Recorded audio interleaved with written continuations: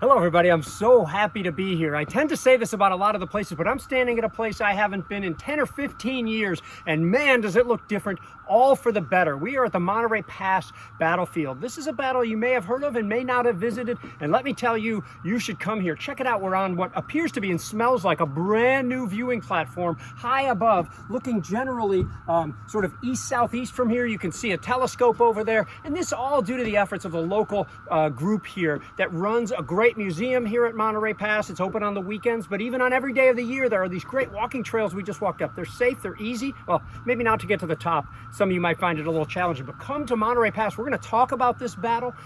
You're with the American Battlefield Trust. I'm Garry Adelman. You've got Kris White behind the camera there. There's his nod. And we are covering something we haven't really covered, I confess, very well at the Trust on video, and that is the advance and retreat of the Union and Confederate armies. And of course, we're going to be talking about the Confederate retreat here and the Union advance to harass them, or maybe worse. And this is going to be an action that's going to take place on July 4th and July 5th. In other words, right after the Battle of Gettysburg. But before we get into this, and Kris already talked about a little bit of this on an earlier video we shot about Cashtown, but just know that the Confederates cannot retreat on one road. If all of their horses, men, wagons, ambulances, and soldiers and men four abreast tried to go on one road, the army would be more than 70 miles long from here to Washington, D.C. and beyond. Of course, you can't possibly march that way, and it would be too lumbering, so you're going to take separate roads. So the Confederate retreat really consists of taking two main roads out of Gettysburg, and Gettysburg is sort of off in this direction over there, and there's going to be like a northward route that's going to have a lot of the trains and wagon trains and some of the wounded going on toward Cashtown, where we were before,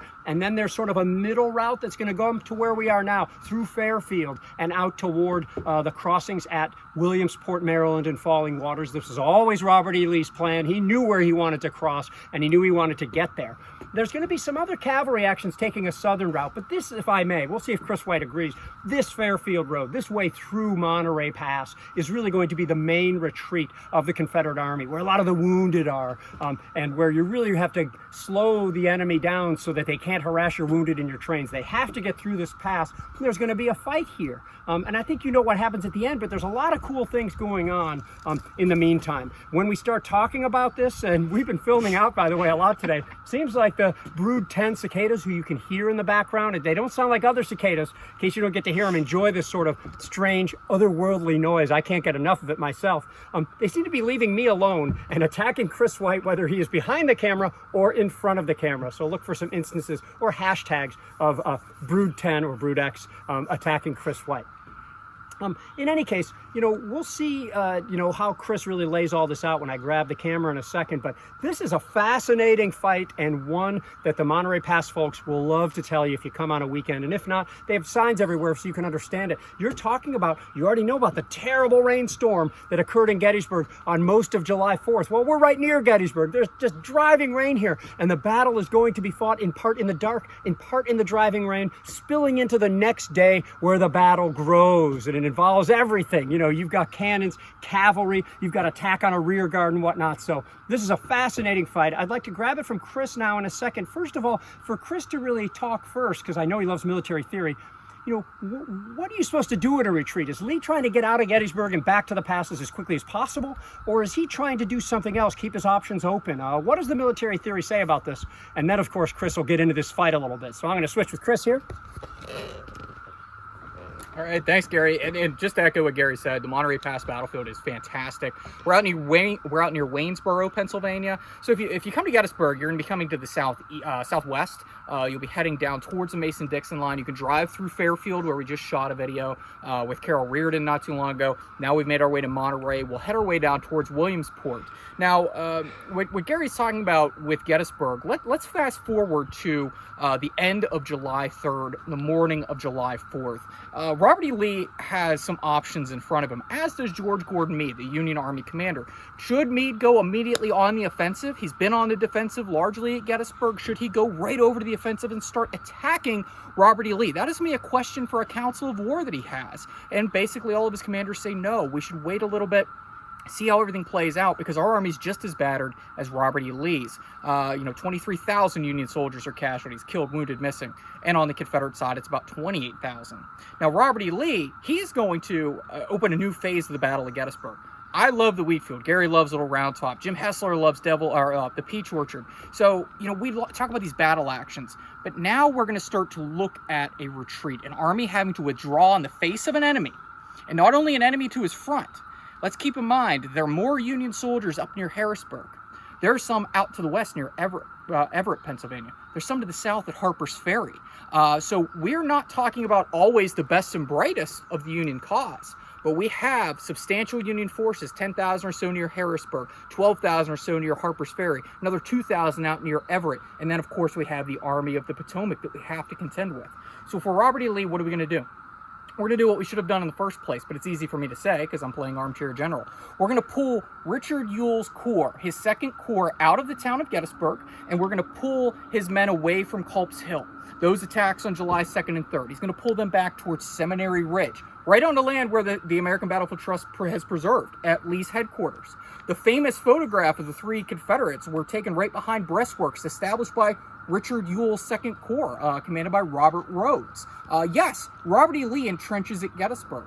He's going to pull back the Third Corps onto that First Corps Union, First Corps Day battlefield up near Oak Ridge, Oak Hill, Sheeds's Woods, down along Lee's headquarters. He'll link up with Richard Ewell, with A.P. Hill, and then he'll extend that down to James Longstreet's line down near the Peach Orchard area. So now what Lee is going to do, he's consolidated his lines. Now we're going to look at our map, and we're going to see we have two exit points. We have two places we can get off of this battlefield, and we can head back towards the mountains. Where we're standing is the greatest fear of George Gordon Meade. His fear is, now that he's defeated Lee at Gettysburg, that Lee is going to pull up into these mountains, fortify the passes of places like Monterey Pass, or he's going to go to the Cashtown Pass and fortify that. What Lee is going to do is he is going to make sure that he secures two routes, the Cashtown Road or the Chambersburg Pike through Cashtown, and then he's going to secure the Fairfield-Waynesboro Road and get out of Gettysburg on two parallel lines of retreat. He'll use, when military terms, what we call the central position. That's going to be Seminary Ridge. That is going to be a central position, and then he's going to turn to John Imboden, or Imboden, depending on how you pronounce it, wherever you're from. And Imboden is probably the unlikeliest guy to get this call. It's about 1 o'clock in the morning on the morning of July 4th. He's pulled into Robert E. Lee's headquarters, and Lee is going to put him in charge of the Confederate retreat column. 2,100 irregular troopers under Imboden, the guys who are rough and ready, they're rangers, mounted infantry, anything else you could think of. These guys are going to be put in charge of the retreat from Gettysburg. There are 17 miles worth of just wounded soldiers in wagons. Then we have another 40 or so miles worth of commissary stores, artillery wagons, anything else you can think we need to get off this battlefield. Roughly 50,000 Confederates, 15 to 20,000 support folks, and thousands and tens of thousands of animals. 26,000 head of cattle, 26,000 sheep, hogs, everything they've collected here in Pennsylvania, they now have to take across the Mason-Dixon line down into Maryland, and then down into Virginia, down to Bunker Hill, Virginia, Winchester, Stanton, and then off to Richmond or wherever else it needs to go. So this is what you're facing if you're Robert E. Lee. And John Imboden is probably the guy I would actually choose. Robert E. Lee's army is all into calculated risks. The Army of the Tennessee for the Union and the Army of Northern Virginia seem to do the best in the two respective theaters because they allow calculated risks from junior officers. The Army of the Potomac kind of stymied that. The Army of Tennessee under Bragg totally did that. But now here you have a John Imboden. He is not a military trained guy. He actually went to Washington College, today Washington and Lee University. He is going to run a school for the deaf and blind. He's a politician. He's a lawyer. He goes into coal later on. This is a guy who can do a lot of different things. So he can think outside the box. What he's going to end up doing is coming up with a plan to spread out his 2,100 troopers that he has. He will protect the 17 miles of wagons coming out the Fairfield Road, modern day Route 116, towards where we're standing. And we'll also have other units like Grumble Jones helping to protect the Chambersburg Pike Road route out through Cashtown. And what we'll do is we'll split up into two different areas. And Bowden, along the Fairfield Road, will put troopers every third of a mile with a few cannon. He has about 23 or 24 cannon he can work with. And now he's going to make his way out towards the Mason-Dixon line. That's his goal. He'll start late on July 4th. It's going to be a torrential downpour. In Gettysburg, there are at least 1.33 inches of rain that day alone. So it is going to be torrential downpours. He is going to be leading along the Fairfield Road out towards where we're standing at Monterey Pass. Those wounded, 17 miles long, as well as Richard Ewell's supply wagons. Then to the north, we're going to have, coming along the Cashtown Pass, we will have Longstreet's, A.P. Hill's, and Jeb Stewart's supply wagons. And they're eventually going to have to come down to a point and merge together, and that'll be near here at Monterey. And that will take us down towards the Mason-Dixon line, eventually to Williamsport and Hagerstown, Maryland, in a place called Falling Waters. Well, George Meade's not sitting static. He's actually coming up with some ideas. First off, he wants to figure out what Lee's doing. He's getting word from Little Round Top, the Adams County courthouse, from signal stations up there that, hey, there's a massing of these wagons. They have to be going somewhere. So what now Meade is going to do is start sending his horsemen, his troopers, his cav, out into the field to see what's going on. He's also going to push his 6th Corps forward under John Sedgwick. The 6th Corps hasn't been that engaged at Gettysburg, very lightly engaged. And John Sedgwick's probably the guy to put in charge of a advance to see what's going on in front, because he won't bite off more than he can chew. Now, on the cav side of things, it's the polar opposite, where you're dealing with Hugh Judson Kilpatrick, who is a new division commander of cav. He commands one of those famous units in the Army of the Potomac, and that'll be the Michigan Cav Brigade under George Armstrong Custer, brand new brigadier general. And Kilpatrick, along with John Buford, are going to be sent to the southwest. Their job is to find out where Lee's army is going and potentially see if Lee's going to stop in these mountain passes. The 6th Corps will kind of do the same thing, while the rest of the army comes back from whence they came, following the Emmitsburg Road, the Taneytown Road, down into Maryland. Finally, Kilpatrick is going to start catching up sometime around midnight below us at Monterey Pass with John and Bowden, as well as his wagon train. When he comes up into this area, when Judson Kilpatrick comes up into this area, he's going to be dealing with a mixed bag of troopers, or a mixed bag of Confederates. It's a rainstorm, it's lightning, it's dark. These are things you normally don't see on a Civil War battlefield. But Kilpatrick's all in. He wants to go for broke and try to capture as many of these supply wagons as possible, maybe cut off the Confederate retreat down into Maryland, and, of course, win glory for himself, because that's what we do. Who's he got with him? George Custer. Perfect guy to help win you glory. So what is now going to happen is we're going to start to engage with the 1st Maryland Cav, CSA, Confederates, 2 companies of them, Companies B and Company A, under a guy named George Emack. He's from Beltsville, Maryland. And we always like when Kris gets down to company level. It gets really nerdy. So he's going to set up, all he has is 2 companies, essentially 100, 150 guys. 1st Maryland Cav actually served in Gettysburg. They were one of the first units to enter Gettysburg on July 1st. And they are going to now put up a defense. He's going to have 1 gun of the Courtney artillery out here to support him, and then he's going to ask for more help. Grumble Jones will start to send help down here in the form of the 6th Virginia Cav. The 4th North Carolina Cav will come down here. Eventually, you get the Alfred Iverson's brigade down here.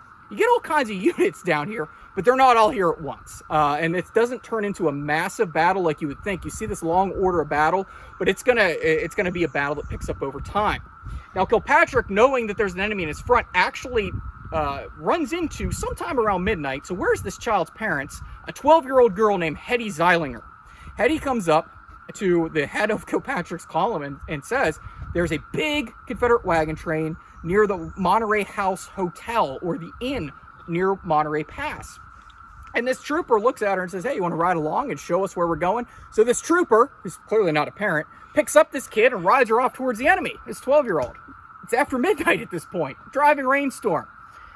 So as they come forward, now we're going to start to deploy the 5th Michigan, who will make a charge. We'll have the 1st Michigan come out. The Michigan Brigade of Cav is a new unit to the Army of the Potomac. It used to be part of the Middle Department, which is the DC defenses. They were scooped up as hookers. Then Meade's army comes north, and now these guys are being put to good use. The 1st and 7th Michigan Cav, they are trained with sabers. The 5th and 6th, they're going to be using their repeating rifles out here on the battlefield.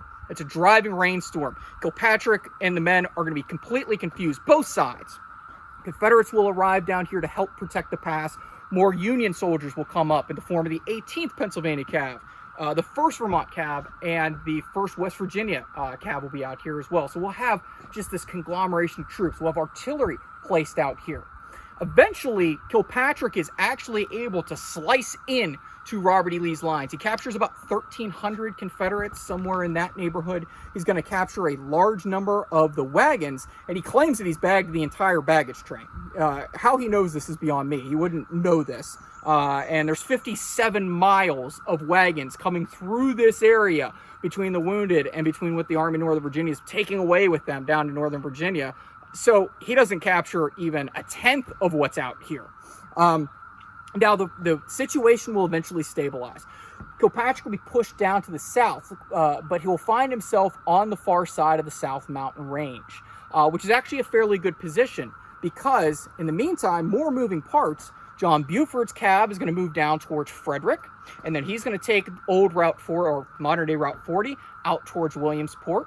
And in the meantime, George Gordon Meade is going to switch his base of operations, his supply base, from Westminster, Maryland, over to Frederick, and he's going to have his army move to the South Mountain Gaps. Places you may have heard of: Fox's, Turner's, and Crampton's Gaps. We're coming right over the old South Mountain battlefield. He's going to have his men go to Middletown, and that is where they're going to consolidate his army. Well, what ends up happening, to make a very long story short, he is going to push forward the 6th Corps, will eventually come up against the rear of Lee's army. Lee's army actually starts to entrench in some of the mountain passes, but Lee wants Meade to attack him, wants him to attack him. As Garry said, this isn't just a retreat to get out of Dodge. If Lee can stay up here, and he's starting to get some supplies from the south, he has a very long, tenuous supply line running from Richmond to Stanton, up to Winchester, and eventually over the Potomac River, he potentially could fight another battle here. Meade, this is a great fear that he's going to fortify in these hillsides. Meade will wait 30 hours to figure out what's going on. Finally, his troopers go out forward. They see that these works have been abandoned, and now that they can keep moving across the South Mountain Range. So Meade's in a way, some people think timidity, in a way, is cautiousness. He is going to make the prudent decisions along the way. He's won one of the greatest battles in American history. Now he's in pursuit of an enemy that's wounded. His army is fairly wounded. He's lost 3 corps commanders. The 1st Corps lost 5 of its 7 brigade commanders. The 2nd Corps lost 6 of its 10 brigade commanders.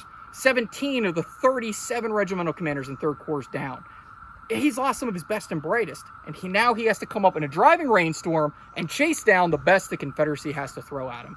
Meade's doing a pretty good job. It's a lot to ask. And remember, he has limited war aims at this time. He is told he needs to secure Washington, he needs to secure Baltimore, and he needs to get the Confederates out of Pennsylvania. Guess what? Meade's done his job. He's done exactly what the United States government's asked of him. Whenever you look at putting together a strategy, politics starts first. What's the policy of your country? Then you go down to strategy. What's that larger picture? Operational, tactical level. It's like a ladder. Eventually, we're getting down to the operational and tactical level, and we're employing what those politicians want. Meade did exactly what he was supposed to, and now he's going to try to go for broke and do a little bit more. But along the way, Robert E. Lee's army is going to execute one of the best retreats. Excellent, Kris. That was just great stuff. Here, let me hand it back to you there. I just want to say thank you so much for that, Kris. We hope you learned a little bit more about this stuff. Let me encourage y'all, when you're going and visiting Gettysburg, take the side route. We're about, about probably 20 minutes from Gettysburg right now or something. It's not bad. Go through the pleasant town of Fairfield, make it to the Monterey Pass Battlefield and Museum, and then look into the Friends of Monterey Pass. It probably won't show up here, but check them out. Get to know the Friends of Monterey Pass. The trust has trouble really helping to preserve land out here, so they need your help. It's always the local groups who can get everything done, and you can see they've been able to preserve and interpret a key part of this battlefield and open up this beautiful view, and a great thing for the community as well. So check them out. Thank you so much for watching. Look for more videos coming, and thank you for supporting battlefield preservation and education on all Civil War, Rev War, and 1812 battlefields and at Monterey Pass.